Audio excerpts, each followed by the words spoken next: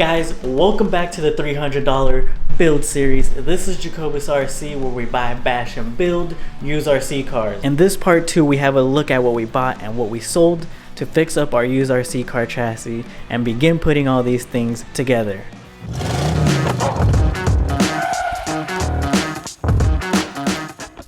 Now before we jump in and see what we got to work with on this part 2, I quickly want to bring up the goals that I had for this series. So first goal or first set of rules was we had a $300 price limit. We're building a 6S beast, so $300 is going to give us some good wiggle room. Now second thing was, and this one's a little bit tougher, but we were trying to source or use as many used RC car parts as possible. Now the last goal was to actually build something unique. I don't just want to buy a chassis and slap a 6S system on it.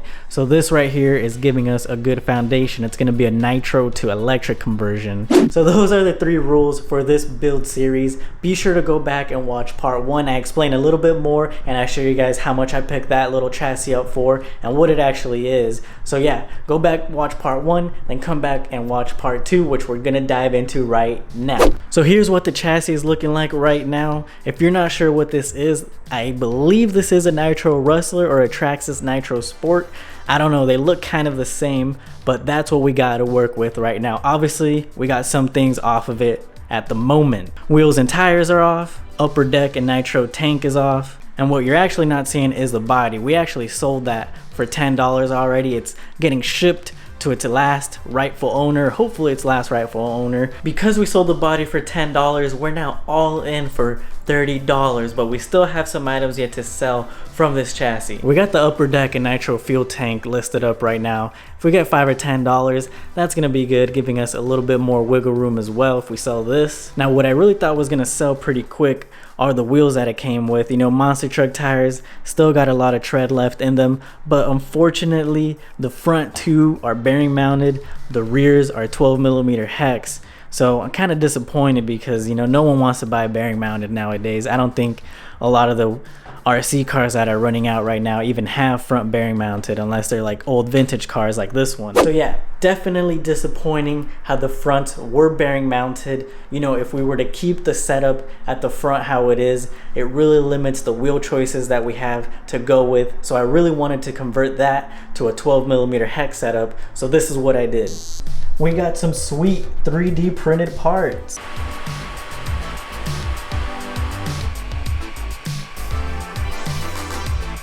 And guys, if you don't have a 3D printer for some 3D printed parts, I can't recommend it enough. I mean, have a look at this RC10. Over half of the parts that you're looking at right here on this RC10 are actually 3D printed. So just showing you guys the potential of the online 3D printing community and what you can do to kind of replace parts that you need, even for vintage cars like this. And guys, I did a whole video on the 3D printed RC10, so be sure to check that out if you're interested. Alright, so we got the 3D printed parts hot off the press. What you're looking at right here, front left combination of caster blocks and steering blocks. The bearings that you see right here are from the original setup, so good to go on there, don't need to buy anything. And of course, we might as well buy front axles to replace these. Now this is gonna give us the 12mm hex front mounted wheels to match the rears.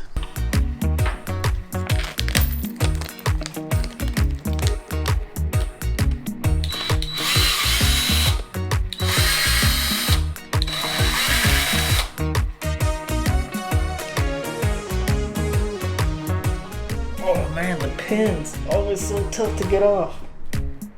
Come on. There we go. Here's the old part. Here's a new part. Guys, 3D printed parts, super tight fit in there. No, we're gonna have to Dremel this out a little bit. And we're back with these guys right here. I don't think we're going to be able to use these 3D printed parts in our build, at least the caster blocks, just because I have to drill out the holes to put the little hinge pin inside. And as you can see, I broke the part. The dimensions were a little bit off on the holes. I'm going to see if I could use a stock caster block and just put the 3D printed steering block inside it and mount it like that. The only reason we made these 3D printed parts was that we're hoping to mount 12mm hex wheels up front Hopefully I'm crossing my fingers that this little setup works. Guys, the 3D printed part with the stock caster block worked. It's a little bit rough still, but we'll drill it out where the screw goes through and then the hinge pin area, but we're good to go. Now let's do the other side and see how it looks. Check it out, check it out. Right and left mounted now. Looking good, looking good.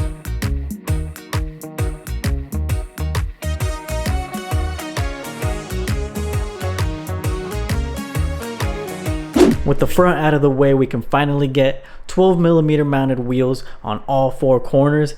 Very excited about this little mod right here. So the next upgrades, we're staying up front on the Rustler. The Rustler didn't come with any of the steering components, servo, anything like that, so we had to source these parts. Red aluminum links gonna add a little bit of flare up top. These are new. I kind of already opened them. I wanted to see how they look. Then the middle right here, we got the bell crank and servo with the little link and horn. This came as a package deal used. Very excited that I was able to find this. You know, all these aluminum different colored pieces are gonna add a little bit of flair. And then of course we got the standard Traxxas Rustler top plate. We're replacing the old one with this one because the bell crank setup is kind of made for this newer version of top plate. So that's why we're getting rid of the old one. But let's go ahead and put these pieces on and see how it looks. Oh, and I almost forgot this little piece right here. 2 screws, shoulder screws for the bell crank. Had to mount these, so I had to buy these. Stick around because at the end I do go over how much each little piece cost me, where I got it from, and what the total tally is so far on the $300 Project 6S Beast build.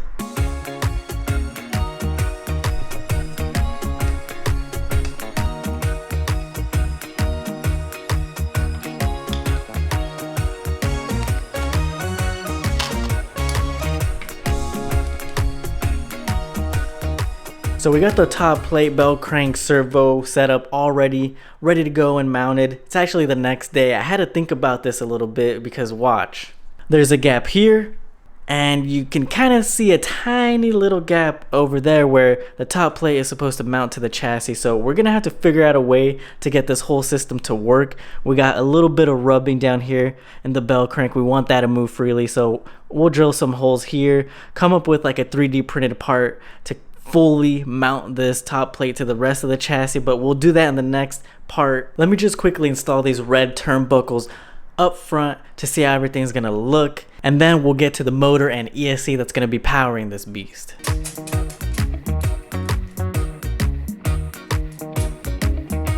Guys, turnbuckles raising their arms, they're ready to be installed.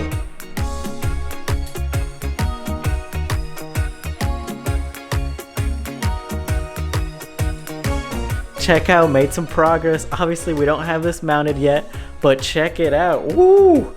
Look at the colors.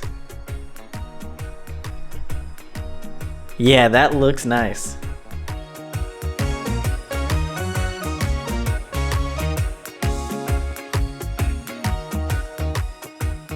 Now these aren't the actual wheels that I'm gonna use on the car, but just so I can get an idea, I think it's looking great so far.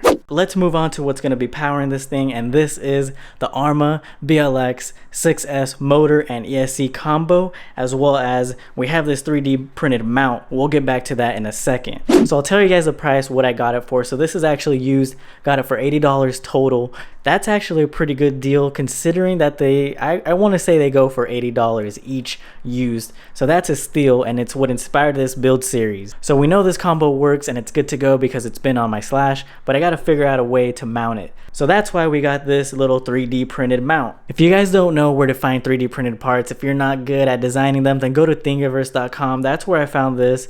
A lot of free parts available to print. If you have a 3D printer, you don't need to learn how to design them.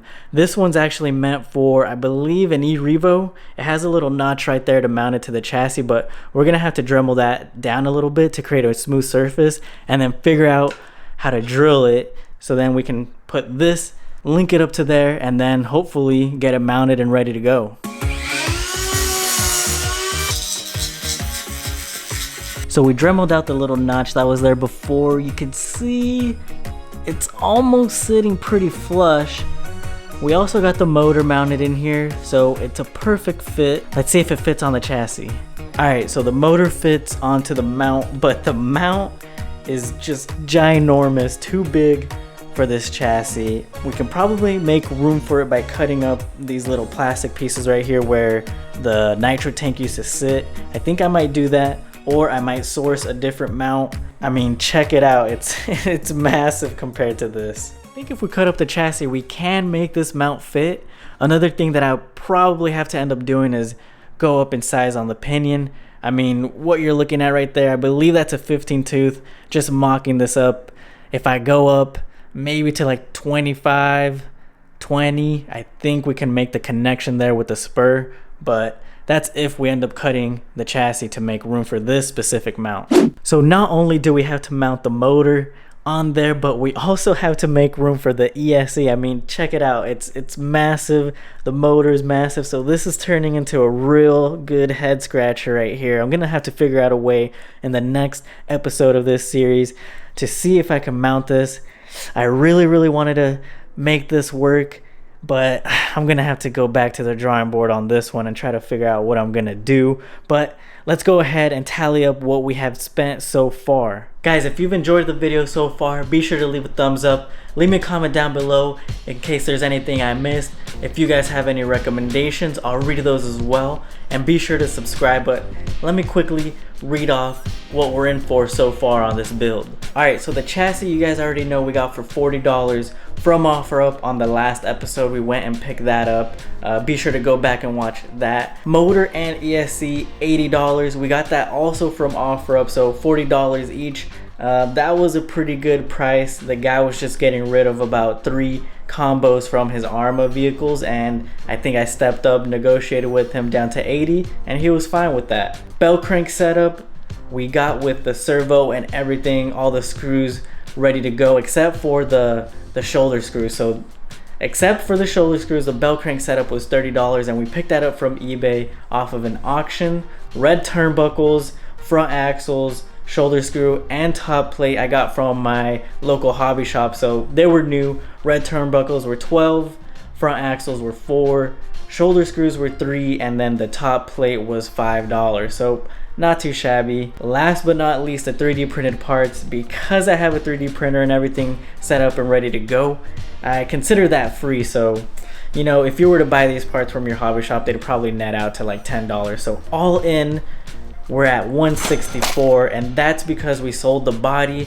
from that thing for $10. So $164 total all in. We got some room for a lot more parts to go into this thing on the next episode, so be sure to stick around for the next episode. Subscribe. In the meantime, watch some of my other videos on the channel, and I'll catch you guys next time.